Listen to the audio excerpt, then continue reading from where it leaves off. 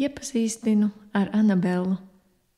Ne to šausmas leli, bet mūsu ģimenes sunīti Anabelu, jeb Anniņu, maiga dāmīti, kurai bail no vēja un negaisa.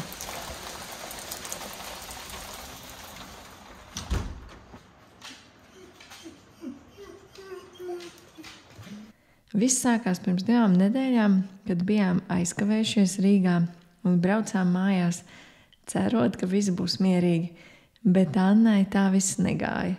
Ierodoties mājās, mēs redzējām saskrāpētu sienu un durvju stenderi. Vai vērts kliegt, dusmoties un lādēties? Kinologs vēsta, ka nav vērts kliegt un sodīt suni, jo tas, kas ir noticis, jau ir pagātnē, un viņš nesapratīs, par ko panika. Labāk ir ierādīt piemēru, kā vajadzētu darīt. Bet manas pirmās domas, nē, kā lai šo tagad visu salabo, bet vīrs uzreiz teica, esam paši vainīgi. Izrunāšanās mierīgi ir zelta vērtē. Jo tiešām bijām vainīgi, ka aizkavējāmies un sunīts gribēja tikt ārā. Lai nokārtotos, izrādās tajā dienā arī viņai bija mīksts puncis.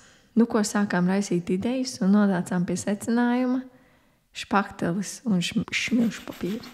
Smilšpapīrs derēs un man būs iespēja atkal pazīmēt. Sienas krāsas, ko izmanto, ir speciāli izmeklētas no viena jauka veikala Rīgā Vilhelms pretī Mākslas muzejam. Paldies Helmutam, kas ieteica! Tām krāsām pieaukumā ir plastmasa, kas ļauj sienas pēc tam tīrīt, kas ir parocīgi. Tikai jāatceras otas turēt ūdenī, savādāk ātri sakalst un jāmet ārā. Šīs krāsas bija palikušas no man iepriekšējā projekta Tropu sienas. Zīmēšana ir vienmēr bijusi tāds mans neapzinātais hobijs. Vai zini, ka tev galvā ir tāda doma? Šim man nav laika, bet ļoti gribās. Tad šie 2 sienas zīmējumi ir kā meditācija, lai darītu to, kam vienmēr esmu gribējis atlicināt laiku.